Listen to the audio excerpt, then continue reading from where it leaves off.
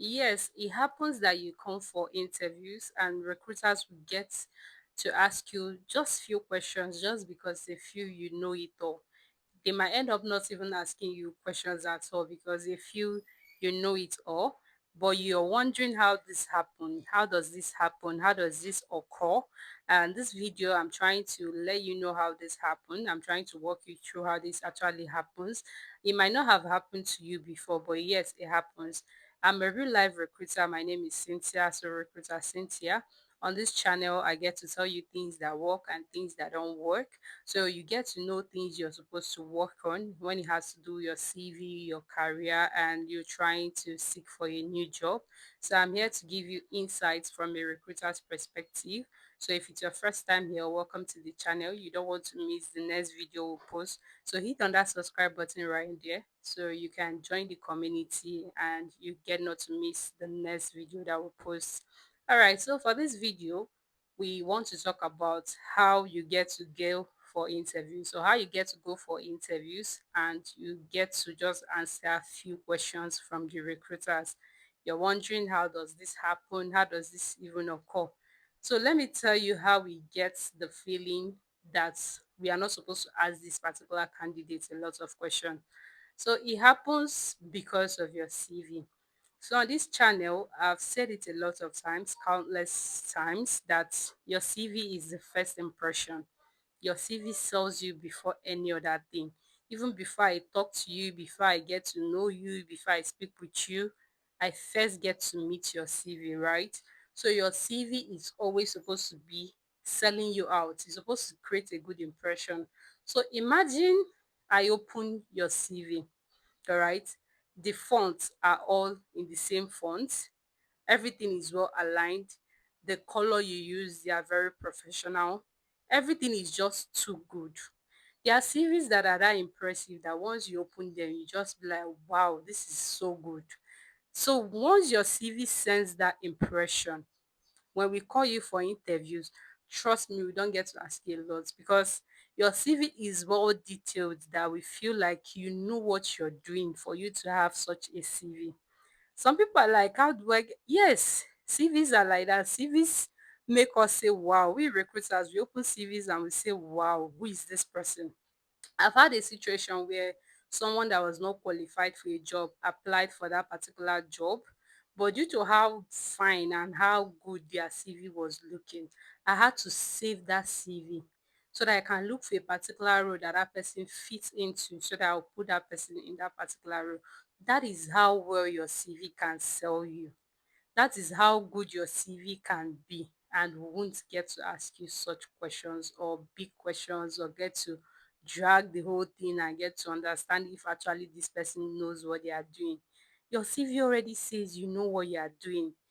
I see situations where people pay CVs, right, CV writers to write CVs for them, and at the end of the day, their CVs are still rubbish. Their CVs are still not working. So you know some people do restructuring of CVs, right? For depending on the particular role they're applying for due to ATS, so that the CV can be ATS friendly. So in a situation where you go pay for CV redoing or rewriting and they help you do it, and you use the same CV to apply for jobs everywhere, the CV might not work.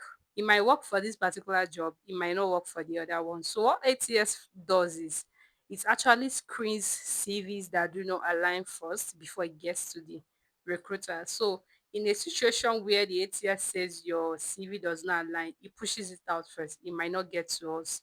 So in a situation where your CV gets to us and your CV is so good, your work experience is well detailed, everything is just self-explanatory, I feel like you know what you are doing. And once the interview starts, I greet you, try to exchange pleasantries, and then I get to ask you, tell me about yourself and walk me through your work experiences. And just by walking me through your experiences, you are able, oh, you're able to defend what is in your CV. I don't need to ask you questions. I don't need to start asking you, okay, what about this role? Okay, I don't need to do that because just by explaining yourself, and telling me about yourself and then your CV, two of them correlating actually gives me that impression that you don't need to ask this person a lot of questions. There are a lot of roles I need to fill. There are a lot of roles I need to source for. So why waste my time, a whole lot of time on somebody I already know they are good? It create that impression happens. It might not have happened to you due to some certain reasons. Probably your CV is not selling. Probably your tell me about yourself is not selling and all that. So it's something you need to work on if you want to be in that situation where we feel like we are not supposed to ask you any question. This person is just too good to be asked questions. And I say this again, we recruiters, we are not experts in your job. I'm an expert recruiter. I'm not an expert accountant. I'm not an expert business development manager. I'm not an expert marketing person. You are an expert in what you do. I do not know the in depth of your work. You understand it better than I do. So I work with what you tell me. And generally, we do our research before coming in for interview because we want to understand the job. But trust me, there are terms you use during interview that we do not even understand. So I want to get that impression that you're confident and you know your job. That is what the recruiter needs to do. So in a situation where a recruiter actually feels like, oh, this person knows what they are doing, this person is good with their job, they know what this entails, they are using terms, terminologies that they are supposed to use, and we have our laptops open. So once you use those terms, you try to check it out to be sure you are seeing what you're supposed to see. But once we do that and we are like, okay, this person is actually saying the correct thing, trust me, you don't need to go through question and answer session all to 30 minutes, 45 minutes. No, we don't do that. So it happens also when you move to the clients too. If the client also perceive from your introduction that you are good, and from your CV too, they see that you are good, they don't stress you. They don't stress you. They will even be the ones asking you, did you receive the employment letter? Have you received when are you signing it? When are you returning it back to us? That is what happens when the first impression starts from your CV. And that first impression says a whole lot about you. And that a whole lot is very impressive. So get yourself to that point. I've said this a whole lot in this channel. Work on your CV. Your CV is the first impression, is the first thing that sells you, is the first thing that we see, is the first thing we get to hear even before we hear your voice and know who you are. Your CV. Do you know that at times we open CVs, we do not even know if it belongs to a male or female?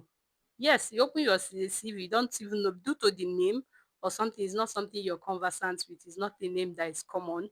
You can't even indicate if this person is male or if this person is female. So the only thing we work with is your experience. That's the only thing we know. That is the only thing we know. Do you know that there are some certain sections of the CV that does not matter to recruiters because we work with time. We work with time. We just want to get the details, things we need immediately and go out. We read the five words in your summary, the first five words. It's supposed to sell you. First five sentences or words or first five words. It's supposed to sell you. We move down to your experience, move down to your education. Once we get things we want, we move. Because we don't have time to start reading and reading. Most times in-house HRs, companies, they will have time to read your cover letter, read your CV one, but we don't have that time. So the impression is just created by your CV templates, your CV font, your CV sizes, your work experience, your years of work. That is where we get our own. Once we get it, we move. Once we know that you are good, we move. We don't get to ask you a whole lot of questions and come and waste your time and waste our own time. No. So get yourself to that point, my darling. Get yourself to that point. So that's all we have to say in this video, that yes, you could go for interviews and get to answer just few questions and you're out of there. So just get yourself to that point. This is the metrics and how it works and how you get to that point. All right. So do not forget to hit on that subscribe button down there so you do not miss the next video and so you join the community we already have here. So get to like, comment so YouTube will know that this video is actually impactful so they can move it to others. All right. So see you in our next video. Recruiter Cynthia says, bye bye.